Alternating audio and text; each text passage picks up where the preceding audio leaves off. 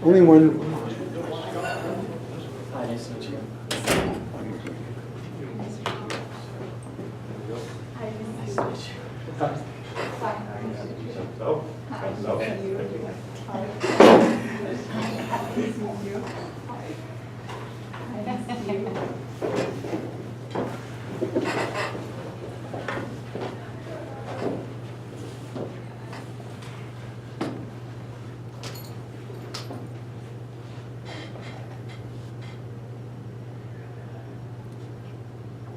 Hi, my name is Nicole, and I'm here with my colleagues Devin and Arissa. And we are here from Alliance Manager. You approached us with a problem today, and you were approached by Pensacola with an opportunity to expand into the United States. But this opportunity is contingent in that you will have to sell them your products on consignment sales. Is this a good opportunity? Should you expand to the United States? We looked at some numbers and we are here to present you with our recommendation. So here's a brief agenda for today. First, we'll go over the problem statement, a quick company overview, state the decision criteria that we looked at, a look at the alternatives, our recommendation, analysis of alternatives, and implementation. So, should Wilt pursue a deal with Pensacola and expand into the United States? If so, how should you finance this deal? So before we look further into your deal, let's look into your company further, Wilt.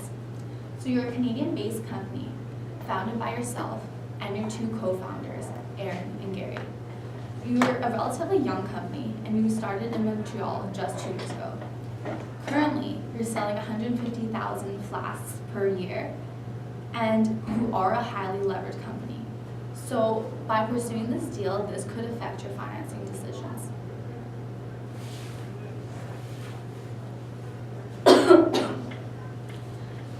We looked at some of the criteria that we think would be good if you pursued this deal. So we want to ensure that we obtain an ROI of 30%. And regardless of our financing option for this deal, we want you to maintain controlling interest. Also, whether or not you expand into the United States, we still want to ensure that there is a possibility for expansion into the future. So let's look at the deal that Pensacola presented to you. If you expand into the United States, this will give you the opportunity to over triple your unit sales each year. But there are some costs associated with this. So other than your manufacturing costs that you will incur by expanding to Pensacola, so in the first order, you will be supplying them with 82,000 units. There are some other costs associated with this deal as well. So there are shipping costs. You will have to ship your product to the 42,000 stores in the United States. 80% of these will go to the stores directly and 20% will stay in their distribution centers as inventory. There are co-op costs, so there is a 10% marketing cost that Pensacola will charge you. Although this is a cost that we will have to obtain upfront, this will increase the demand for your products in the future by informing new potential customers. And we do have to allow for a damaged goods allowance, and this will be a 4% cost. There's also an indirect cost of the guaranteed sales. So Pensacola will only pay you for the units that they have sold. So essentially you are selling on consignment. The risks associated with this is that we may not earn any revenue if Pensacola cannot sell any of your products. But we will talk about the ways we can mitigate this risk later on in our presentation. So you need to figure out how are you going to finance this deal. You need to produce 82,000 units to give to Pensacola for their first order. And there are different ways that we can finance this. So we can either use debt, equity, or is this deal not good at all? Should you just walk away with this? Some of the benefits of using debt to finance this deal is that you can take advantage of the present tax shields. So debt interest payments will lower your taxable income, so in effect you will be paying less taxes. Although some negatives associated with this is that you are a highly levered firm, will taking on more debt violate any debt covenants, and how will this affect your ratios? We can also use equity to help finance this opportunity.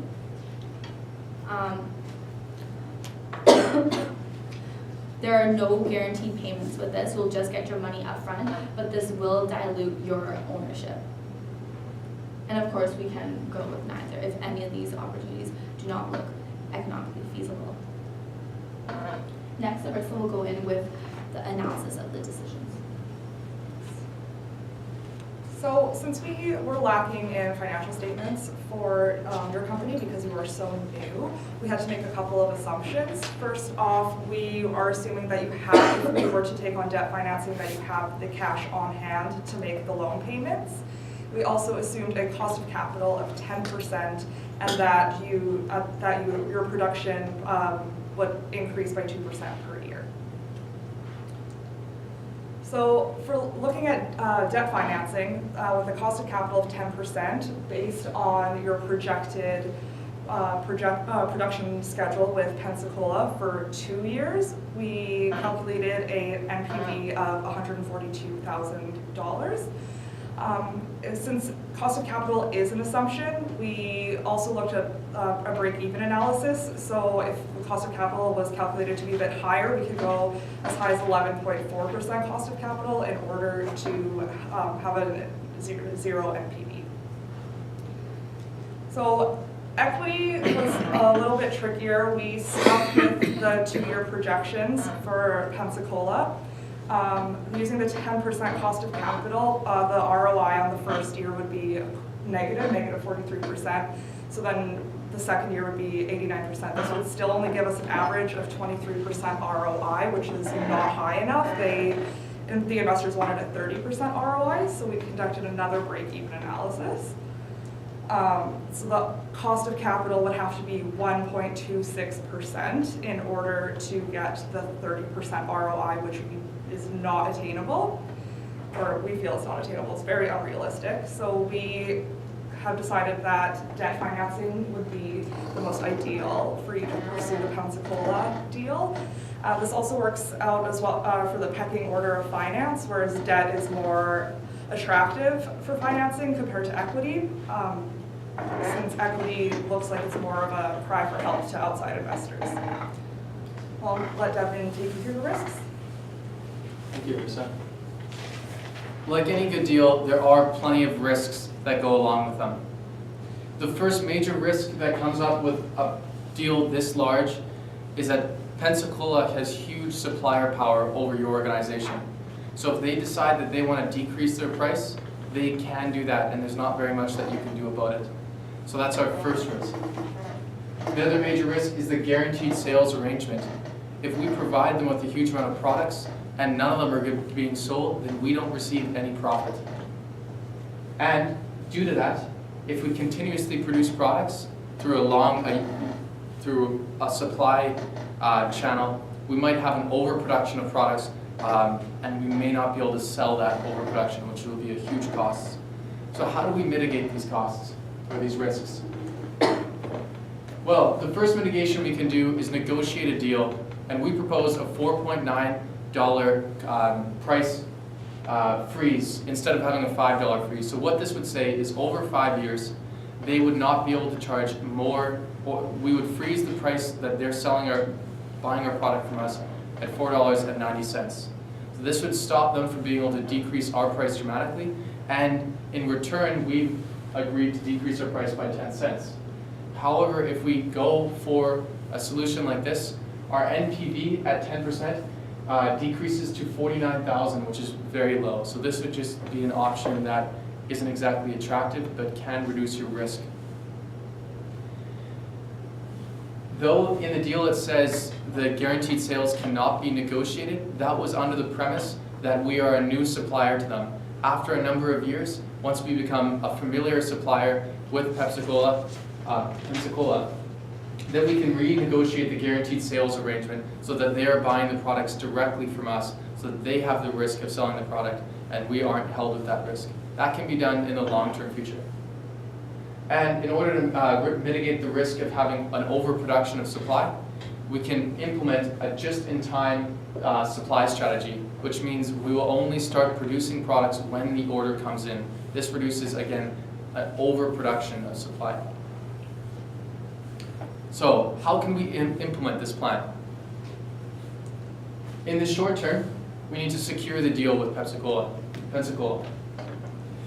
We need to also obtain the financing through debt financing, and we need to fulfill our first orders by beginning our production for the thermoses. The 4 to 12 month timeline is absolutely key. This is when we start receiving the data on how much our products are being demanded. At this point, we can adjust how much we are selling to Pensacola and decide if there are any selling patterns through the season, so that we can adjust in the future our supply patterns to Pensacola and therefore implement a proper supply timeline. And in the 12 to 36 month timeline, our supply will be stabilized. We'll know how to deal with this type of deal, and at that point, once we become a veteran supplier to Pensacola, then we can look into renegotiating a deal on the guaranteed sales arrangement. So that's our implementation plan, and that is our solution that we present to you today. Thank you very much.